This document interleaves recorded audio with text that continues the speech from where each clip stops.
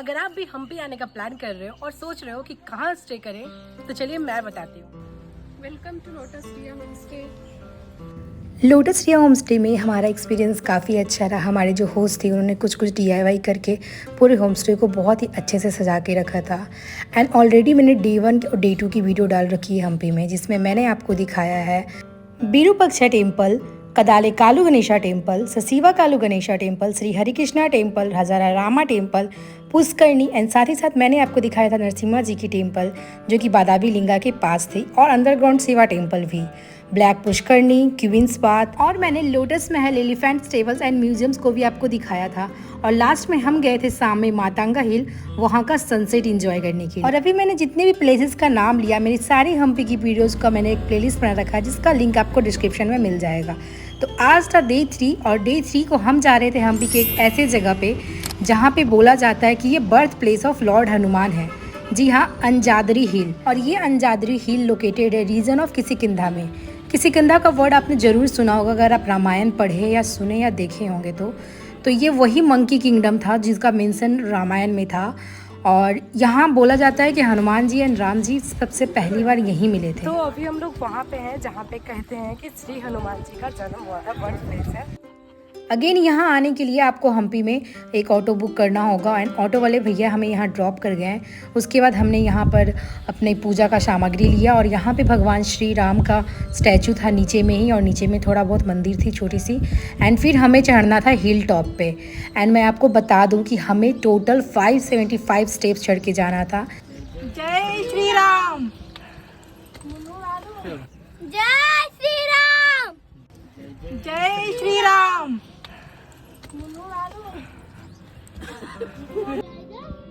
जय श्री राम, जय श्री राम। जय श्री राम, जय श्री राम। और कुल 575 सीढ़ियाँ चढ़कर हम पहुंच गए थे श्री हनुमान जी के बर्थ प्लेस पे, अंजादरी हिल, जिसको हम लोग अंजनी पर्वत भी कहते हैं। और ये एक्सपीरियंस मेरे लाइफ टाइम का सबसे one of the best experience में से होगा। बहुत ही अच्छा लग रहा था वहाँ पे। एंड बहुत सारे पेंटिंग्स भी बने हुए थे, कुछ हनुमान जी के एंड राम जी के।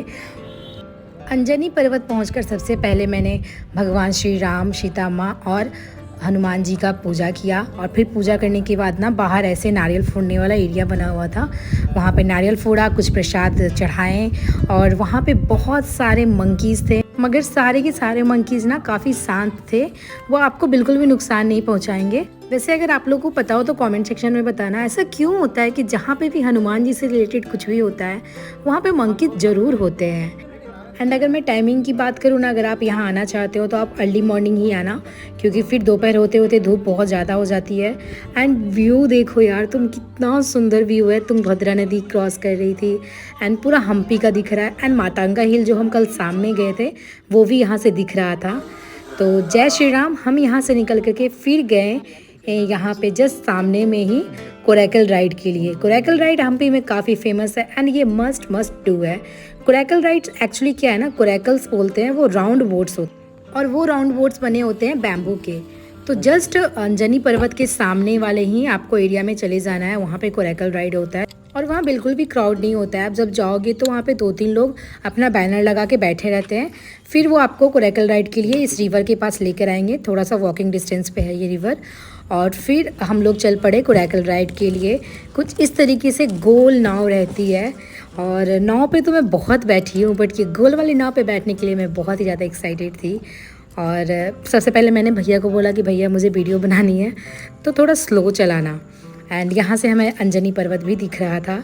एंड जब मैं गई थी ना तो उस समय पानी का लेवल थोड़ा कम था।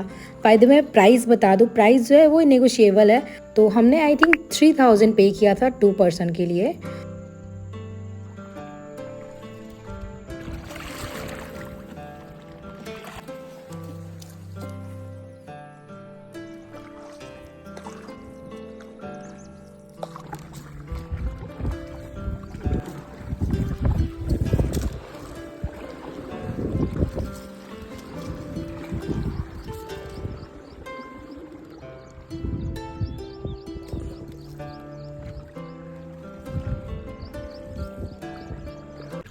सच बताऊं तो जब मैं अकेले बैठकर एक साइड जब वीडियो बनवा रही थी तो बहुत ही ज़्यादा डर रही थी, क्योंकि वो बहुत ही ज़्यादा फास्ट चला रहे थे।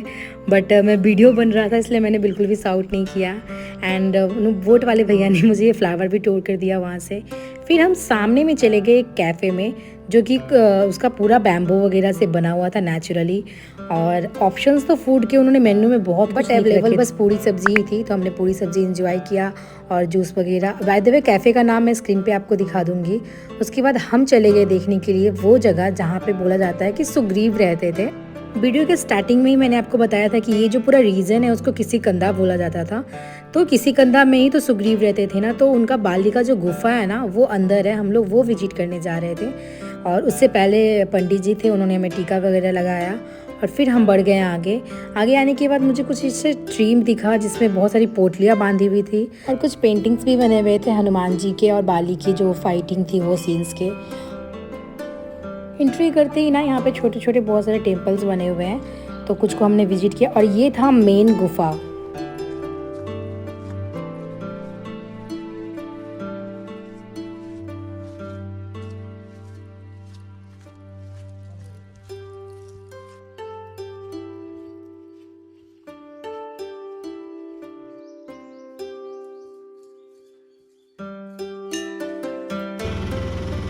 बाली केव देखने के बाद हम निकल पड़े कुछ और मॉन्यूमेंट्स की तलाश में। और रास्ते में भी हमें हर जगह कुछ ना कुछ देखने को मिलता ही है हम्पी में। तो यहाँ पे भी हमें रास्ते में ना कुछ डैम टाइप का दिखा। फिर हम गए थे एक छोटे से तालाब के पास जहाँ पे क्रोकोडाइल्स भी रहते हैं, ऐसा बोर्ड्स में लिखा हुआ था, मैं नहीं कह रही। और पास में छोटे छोटे टेम्पल्स भी थे। इसके बाद हमने छोटा सा ब्रेक लिया और शाम को निकल गए हम देखने के लिए स्टोन चैरियट, जो कि हमारे 50 रुपये के नोट पे रहता है। ये विजय विठल टेम्पल के अंदर है। आप देख रहे होंगे मेरे हाथ में 50 रुपये का नोट है जिस पे पिक्चर के साथ नीचे हम्पी लिखा है। एंड ये सेम प्लेस है जो हमारे 50 रुपीज़ के नोट में रहते हैं। और ये हैं यहाँ की म्यूजिकल पिलर्स जो बहुत ही ज़्यादा फेमस है, क्योंकि इसको इस तरीके से एडिटेड किया गया है कि आप उनको जब टैप करोगे तो उससे अलग अलग संगीत के स्वर निकलते हैं। विजय विठल टेम्पल की मैं अलग वीडियो अपलोड करूँगी डिटेल में। ये टेम्पल ऐसा है ना कि आपको काफ़ी टाइम देना होगा यहाँ पे एक एक चीज़ को समझने के लिए। फिर शाम हो गई थी तो हम लौट गए थे अपने होम स्टे में। और ये नेक्स्ट डे का है जब मैं होम स्टे से चेकआउट करने वाली थी। तो मैंने होम स्टे का छोटा मोटा थोड़ा क्लिप निकाला है, आप इसको देख सकते हो। बाय द वे मैंने होम स्टे के बारे में जो कुछ भी बताया ना ये बिल्कुल भी स्पॉन्सर्ड नहीं है, मुझे पर्सनली बहुत अच्छा लगा तो मैंने सोचा कि मैं आप लोगों के साथ भी शेयर करूँ। एंड इन्होंने बाहर में भी पूरा हरियाली, हर जगह प्लांट्स लगा रखे थे और काफ़ी सुंदर से सजा के रखा था होम स्टे को। प्लस पॉइंट ये था ना कि जितने भी हमारे टेम्पल्स एंड मॉन्यूमेंट्स थे वो सब इससे काफ़ी नियरेस्ट पड़ता था, सो काफ़ी इजी होता था हमें जाना भी।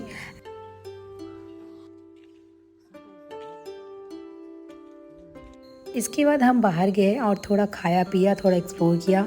एंड जब हम वापस आए ना तो वहाँ होम स्टे में ना एक अंकल स्टे कर रहे थे, उन्होंने हमें गाइड किया। So you have to go to Sister Stones and then the road to Kamlapur. Then you have to go this road, and then somewhere here you have to take a side road, and then here you. And अभी जो मैंने map दिखाया ना वो उन्होंने खुद ही बनाया था, तैयार किया था पूरा हम्पी को। वो पूरा हम्पी एक्सप्लोर कर रखे थे। एंड वो इंडिया में लास्ट अभी 6 मंथ्स में हम्पी में रह रहे थे। वो कौन से कंट्री से थे वो मुझे याद नहीं, बट एक्सपीरियंस काफ़ी अच्छा रहा उनसे बात करके। उन्होंने हमें जो पेंटिंग बुक दिखाई, उनके दोस्त ने ये सारी पेंटिंग की थी हम्पी की, बहुत ही खूबसूरत था सारा का सारा पेंटिंग। और पर्सनली मुझे तो देखकर बहुत अच्छा लग रहा था।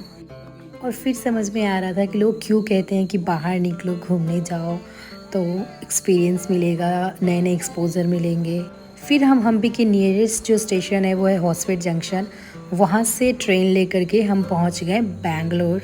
एंड फिर बैंगलोर से हमारा फ़्लाइट था गुवाहाटी के लिए।